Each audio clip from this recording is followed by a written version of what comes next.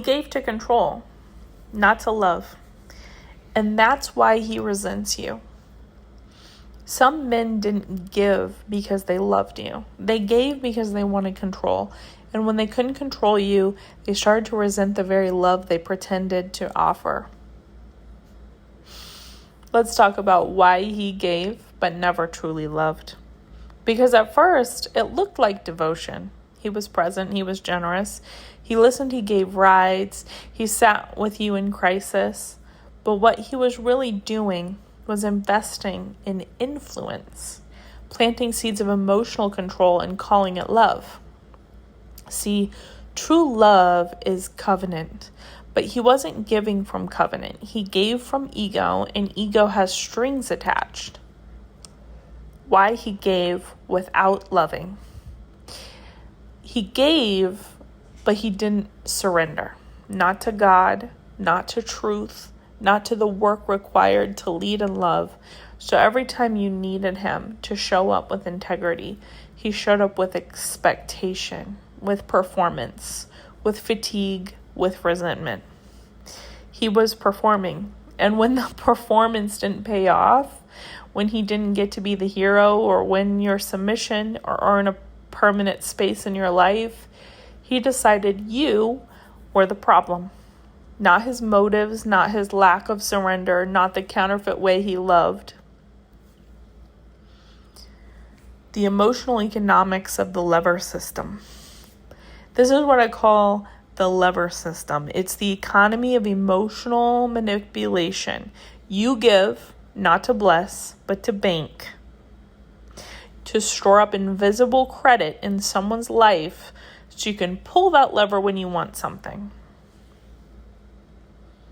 I was there for you when you needed me, so now you owe him peace, or silence, or sex, or obedience, or a partnership that serves his needs first. But when you stop playing the game, when you stop orbiting, stop responding, stop needing him, he doesn't feel rejected. He feels robbed.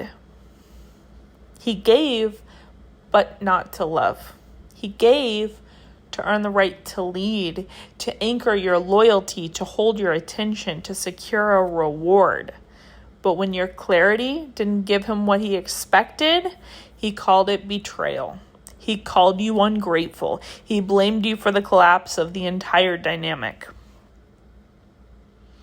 Let's talk about the root of his resentment. Now he's bitter. Not because you mistreated him, but because his performance didn't pay off. And a man who gives from ego cannot stand a woman who receives from God. He gave to you the way a banker lends credit, with terms, with interest, with strings. But you weren't called to be his debtor. You were called to be God's daughter. And now that you're out of orbit, he doesn't know what to do with himself. If you're confused why the man who gave so much is treating you with so much cruelty now, this is why. He gave, but not to cover you. He gave to conquer you. And now that you're covered by Christ instead, he sees your freedom as rebellion. But you are not rebellious. You are redeemed. You are resting. You are rising. And reborn, breaking the lever system one truth at a time. I've got a bonus segment, the Harlot mother pattern. Before I wrap this up, I need to say one more thing. For a lot of us, the reason we even tolerate this kind of emotional economy, where someone gives to us not out of love but out of control, is because we were raised under the same system. The original lever in many of our lives was our mother. Not all moms, but the kind of mom who trains you to confuse manipulation with love, who gives with strings attached, who rescues you one day and resents you the next, who says things like, I did everything for you, but somehow you were always made to feel like a burden. that is not just narcissism. Biblically, that is the spirit of a harlot. A harlot doesn't just sell her body, she sells her power to the highest bidder. She uses nurture to control. She confuses covenant with survival. She teaches you that love is something you earn by being good enough to appease her chaos. Proverbs says the mouth of a strange woman is a deep pit. That means she will say the right thing, even sound wise, but it's a trap. You fall in and suddenly the roles are reversed. She's the victim and you're the one who did her wrong. That's how you end up orbiting someone who claims they saved you when really they're the ones who broke you. And here's the kicker. Women like that often don't want to marry a strong man. They want to be one. They don't want a rich man. They want to become a rich man. They don't want to serve a righteous husband. They want to rule their house, their kids, their kingdom. When you're raised by a woman like that, you get programmed to normalize being used. You get trained to tolerate the heat. So when a man later enters your life and starts giving to you with that same lever system, sacrificing in exchange for emotional submission, it doesn't feel foreign, it feels familiar. And you keep trying to make peace with him, not because he's safe, but because your soul was taught that peace means tolerating control. But God didn't create women to be harlots. He created us to be helpmates. Not to outman a man, not to emasculate our children, not to weaponize our nurture, but to reflect the love and support that comes from him. And until we break free from that root, we will keep entering relationships where we're trying to clean up the same war zone our mothers left in us. But not anymore. If this is you, I want you to say this in your spirit. I will not inherit the harlot pattern. I'm not a performer. I'm not a prize. I am a daughter of the King. I belong to Jesus, not to the lever system. And if you just said that, you've already started the healing. Keep walking with him. You're not alone. Harlots, they do the same things that men are trying to do with control. They do it to their own child. Harlots will make everything they had to do for their child something the child owes them for. A burden to them because they gave, because they were trying to have power, not because they were trying to love their own child. Much like men often do to women, but I find it a lot more sick when a woman is doing it to her own offspring. Because yes, it's wrong when men do this to women. It's wrong in the first place. We shouldn't behave like that. It's abusive. But when you're the only thing, this is a defenseless child, and you are given a divine responsibility to that child to twist the script and use love, use giving for power instead of loving that child, as a different level of evil.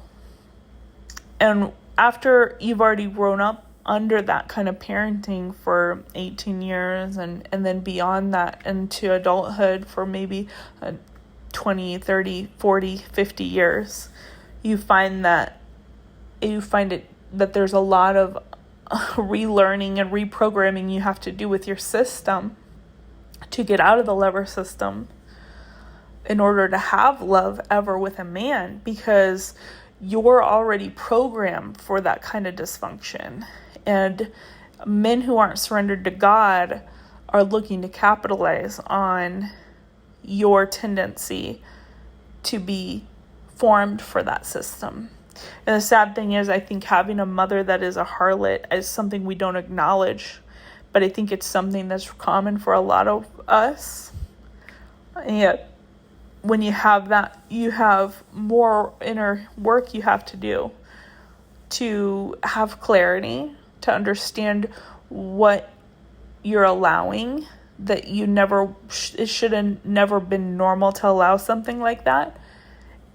Because you'll be such a match for a man who doesn't want to surrender to God but wants power, that you'll keep on having relationships with men where the man is treating you just as bad as your mom, even if you're ready to move on from your mom.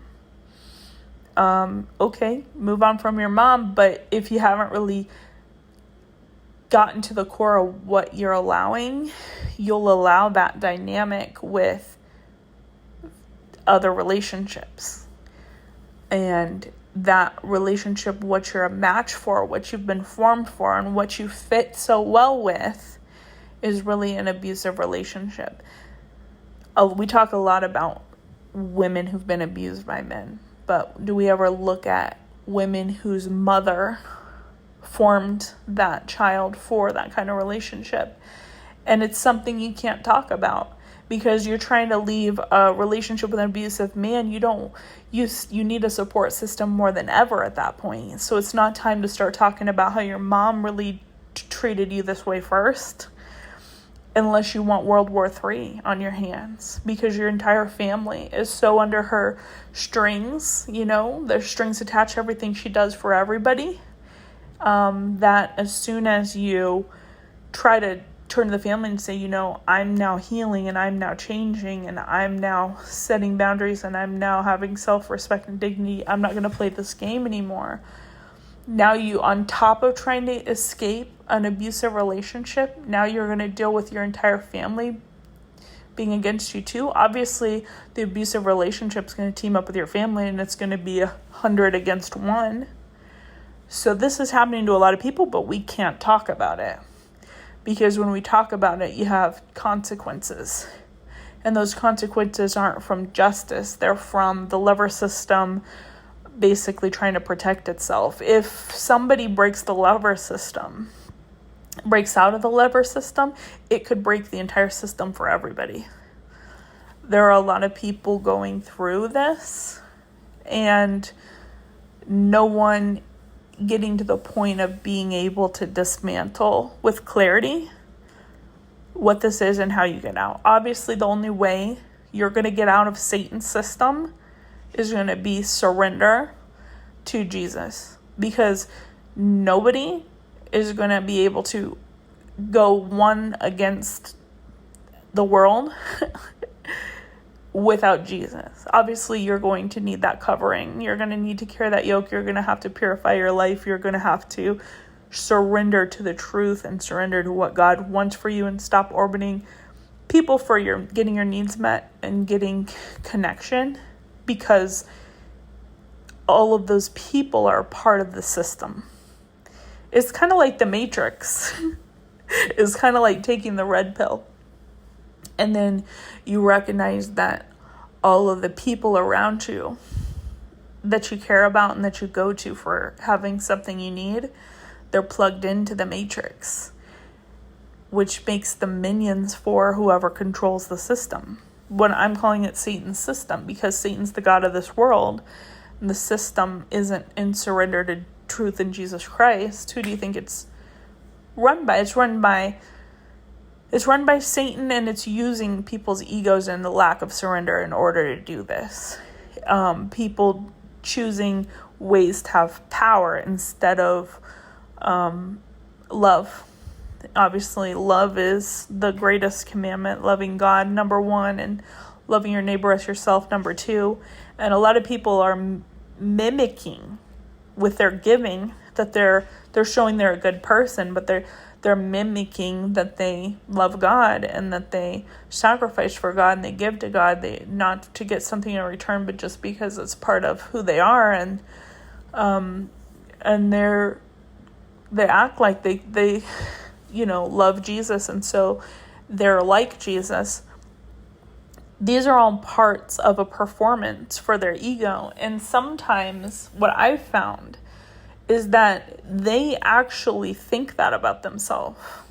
And when we start to hit problems, in my experience, is when the relationship gets to a point where me needing things that should come from someone who cares about you and loves you, and the fact that he doesn't want to do it and doesn't want to care, and it's a burden, it isn't that it's a burden what's making him mad.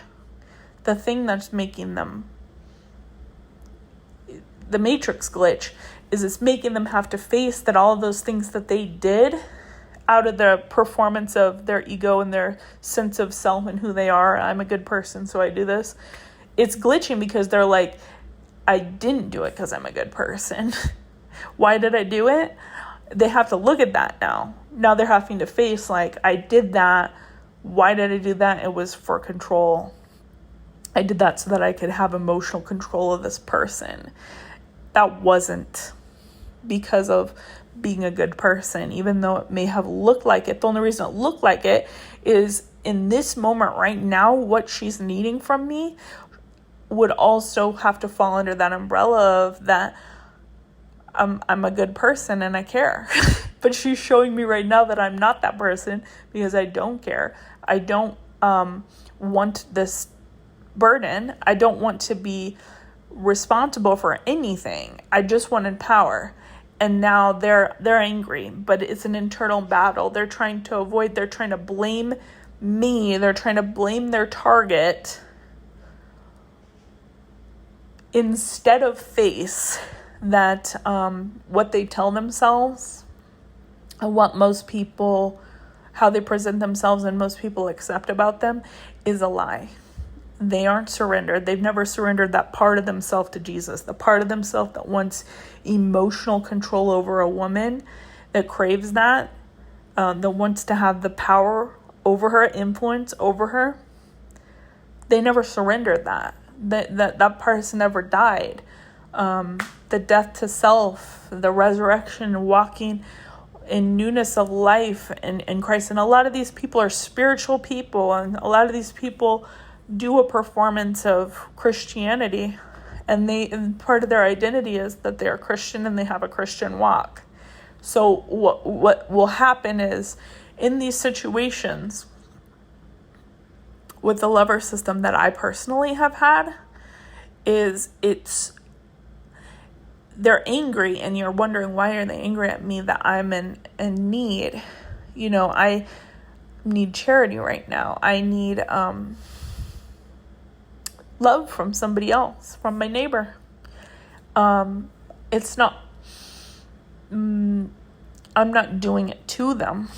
I just, there'd been this whole pattern of them trying to present themselves as someone who is generous and wants to give to me, wants to help me, wants to be there for me, wants to spend time and energy on me. So you'd think that in this time of all times, there would be love, there would be kindness, there would be charity, there would be, it would match the pattern. But the system is glitching because all of that was for control. And if it's not looking like it's going to give them what they thought they were going to get, if I'm not obedient to everything they say, if I'm not going to live my life under their direction and submission, and they're angry, it forces them. And the reason they're angry is not at me. It's not my fault that I'm in a situation where I need help. But it shows them that they don't love me. And they did all of this to avoid love. They did all of this to avoid what's biblical, doing what's biblical, doing what's Christ-like, doing what it calls for in the text that they believe in and honor, say they honor. They don't want to do that. That's the hard part of Christianity is surrender. And they're not there, but they confused me in the process of not being there because they did all these things under the guise of operating by kingdom values, by kingdom principles, by kingdom commandments. They're doing something else. Yeah, that's another faith. And it's funny because what I've been walking through the last 6 years, I have been confused over and over again by so many people connected to me because of this. And I did not know how to label it, and I did not know how to classify it, and I did not know how to explain it to someone else and help someone else have clarity and be liberated by the clarity that it provides until recently. So I'm making this as a way to give back, as ministry, what lessons I've learned through what God has had me walk through and what I walk through in my deliverance from the lever system, which is still an ongoing thing, because one wrong move and you're back with an attachment again, and you're one week night where you need love and you don't surrender it to God and meditate in the Psalms and lift it up to Him and get through it without returning to someone who isn't surrendered to God, and you'll be in a lever system again. So it's a walking in the light requires more, but at the same time, when God's trying to use you for something, and when God is trying to and you're praying for things and He's wanting to answer your prayer, there's a preparation period where He's preparing you for that prayer. Because if He answers that prayer right away and you're not spiritually mature enough to handle it, you're not actually prepared to walk worthy of that prayer, the enemy is going to steal it from you. This enemy is going to come in and steal everything God tried to give to you. Why? He doesn't want to throw it away to someone operating in the lever system. So he needs to see that you're going to turn to Him and the work He has for you in these moments when you want to go back to what you were formed for and what comes naturally to you. Patterns from your past.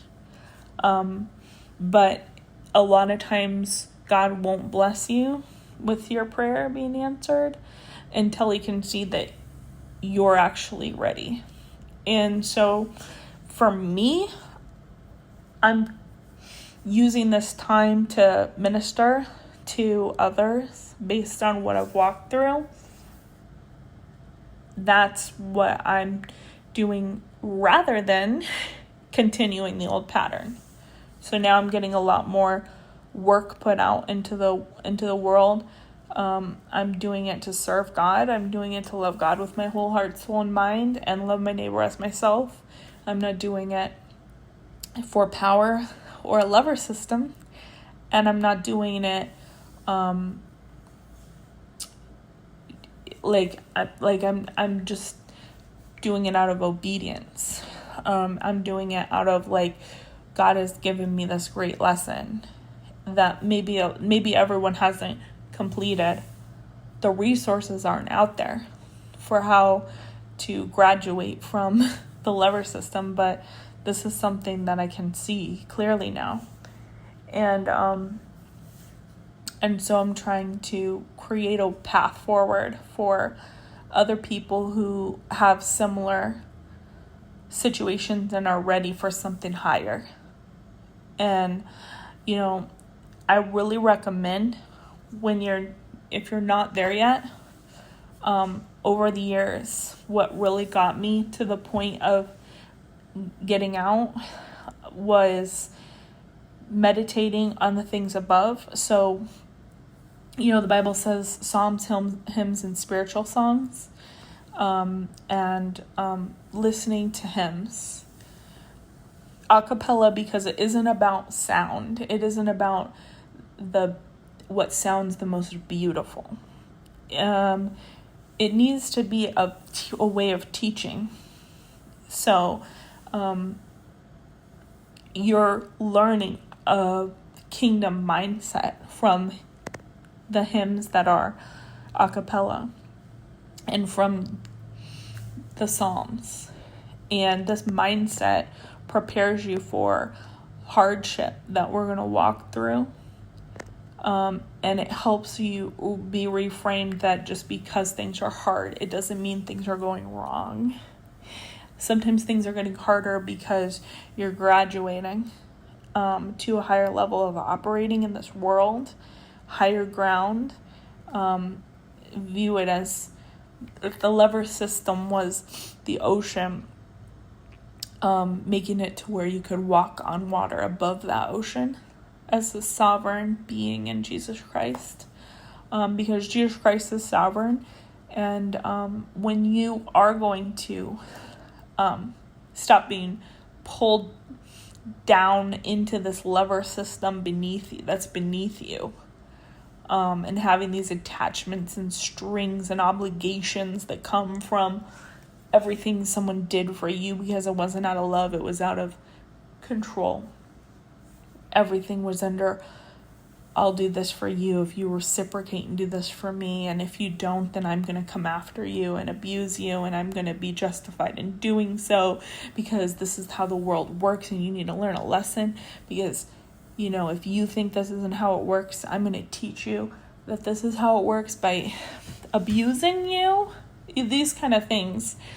Anytime that you let people operating like that attach to you, spiritual cords,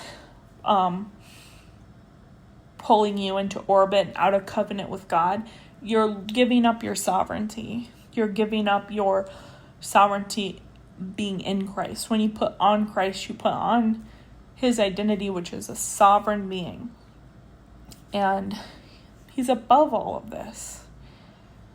And you being a part of his body, you being baptized into his body and cutting off these attachments and being surrendered to him, and not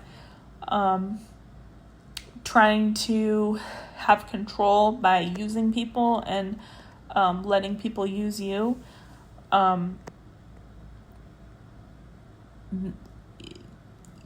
It's the difference of being sovereign or being under Satan's system's control.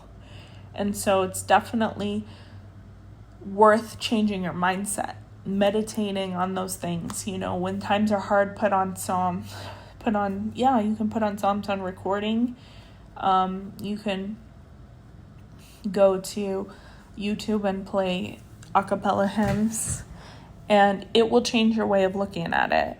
And over time, new neural pathways will replace the strongholds in your mind, and you will be made a new being fit for the kingdom over time. Prayer, meditation, singing psalms, hymns, and spiritual songs, doing those things, making the melody in your heart for the Lord. These are ways that you can be taught, and you can be taught how to look at things from a perspective of godliness and holiness, instead of transaction and debt and control drama, and in different ways to gain power and pull levers and get control, and be reacting to people who are doing things to gain power and pull levers and control you. Either way, there's a way out, and I'm going to be here to minister to you on that, because God is delivering me, and I want to go back and pull others out of that pit